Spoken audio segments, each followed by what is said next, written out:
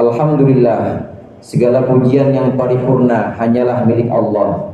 Allahumma salli ala sayyidina Muhammadin wa alihi wa sahbihi wa sallim.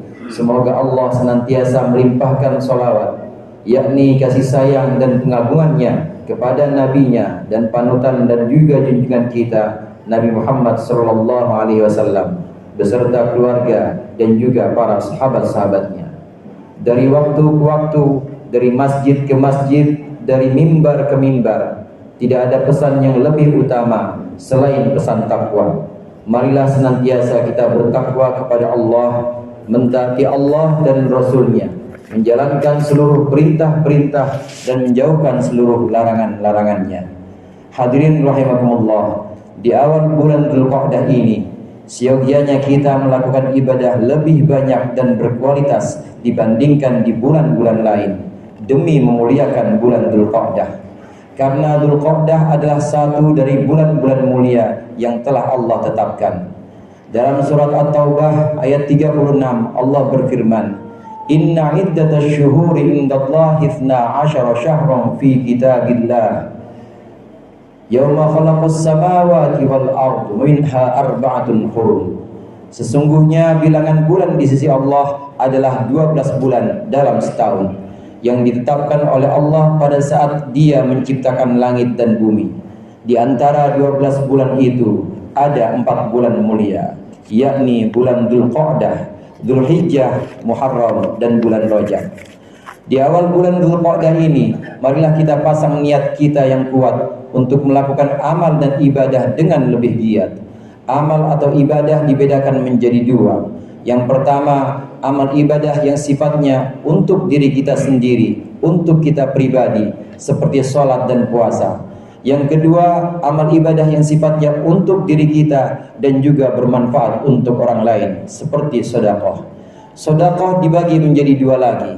Sedekah wajibah yang biasa kita sebut dengan zakat, dan sedekah sunnah. Sedekah sunnah inilah yang amat dianjurkan oleh Rasulullah sallallahu alaihi wasallam. Karena sedekah sunnah, dengan sedekah sunnah kita berarti membantu dan meringankan kebutuhan orang lain. Semakin banyak kebutuhan orang lain yang terpenuhi oleh sedekah kita, maka semakin banyak manfaat yang kita sebarkan. Semakin banyak manfaat yang kita sebarkan kepada sesama manusia, maka semakin tinggi derajat kita di sisi Allah. Khairukum anfa'ukum linnas. Sebaik-baiknya kalian adalah yang paling bermanfaat untuk manusia. Demikian sabda Rasulullah sallallahu alaihi wasallam. Mari kita menebarkan manfaat kepada banyak saudara kita. Manfaat yang kita sebarkan berupa infak akan Allah lipat gandakan hingga 700 kali lipat.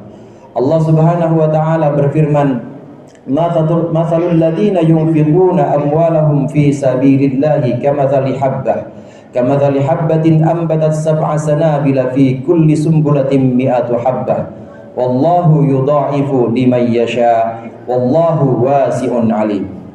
Perumpamaan orang-orang yang menginfakkan hartanya di jalan Allah seperti sebutir biji yang menumbuhkan 7 tangkai. Pada setiap tangkai ada 100 biji. Allah melipat gandakan bagi siapa yang Allah kehendaki, dan Allah maha luas lagi maha mengetahui. Demikian besarnya balasan yang Allah berikan kepada kita. Demikian besarnya balasan Allah berikan atas infak kita.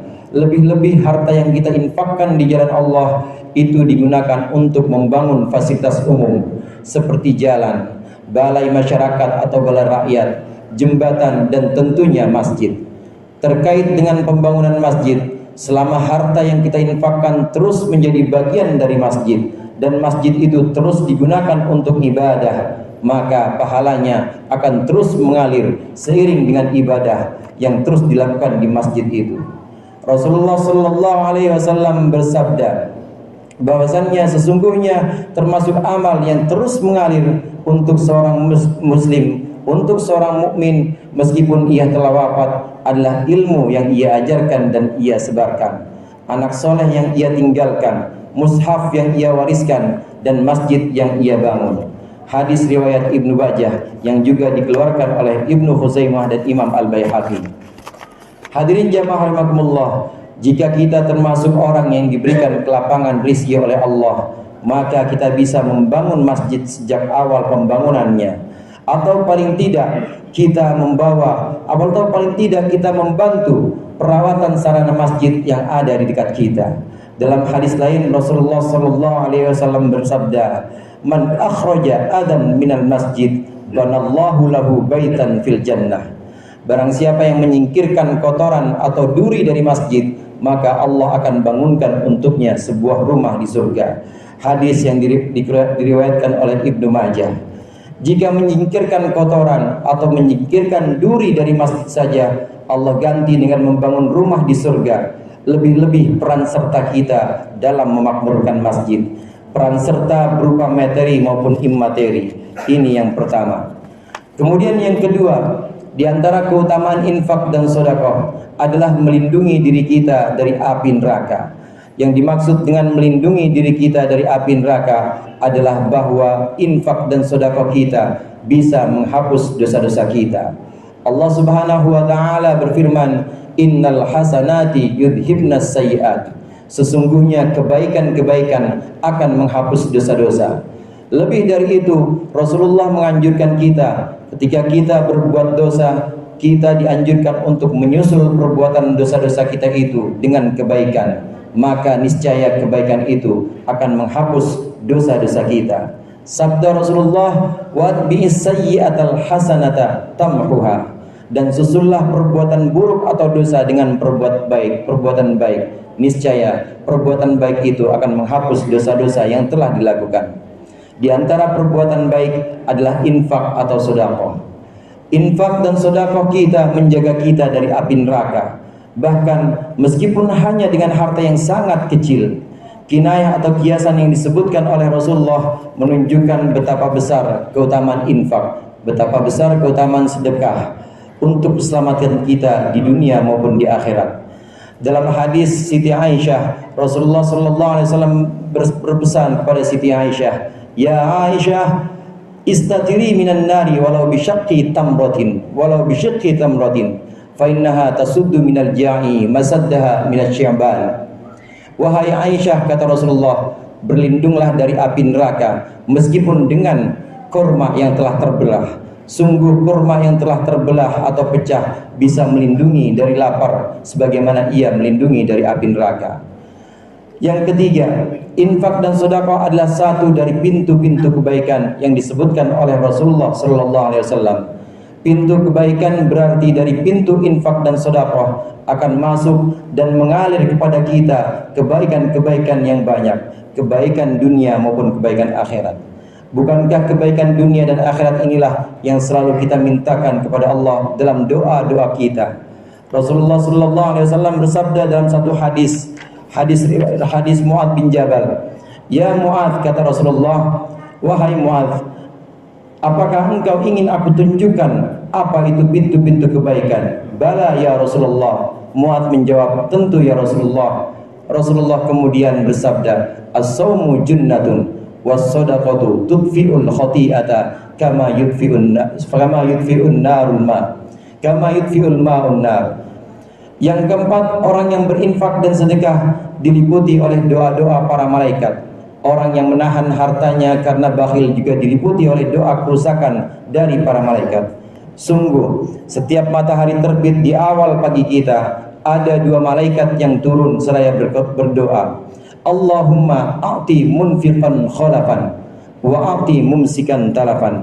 Malaikat yang pertama berdoa, "Ya Allah, gantilah orang yang berinfak, berikanlah ganti kepada orang yang berinfak." Malaikat yang kedua berdoa kepada Allah, "Ya Allah, berilah kepada orang yang menahan hartanya kerusakan." Kemudian yang kelima, memperbanyak infak dan memperbanyak sedekah ini bisa mendatangkan kelapangan rizki, mewujudkan segala hajat-hajat kita, menyebabkan keberhasilan dan juga kesembuhan dari penyakit serta memperoleh segala cita-cita kita. Dalam sebuah hadis sahabat Jabir radhiyallahu anhu bahwasannya Rasulullah sallallahu alaihi wasallam bersabda, berkhutbah dalam satu khutbahnya Rasulullah berpesan, "Ya ayyuhan nas, tubu ilallahi qabla an tamutu."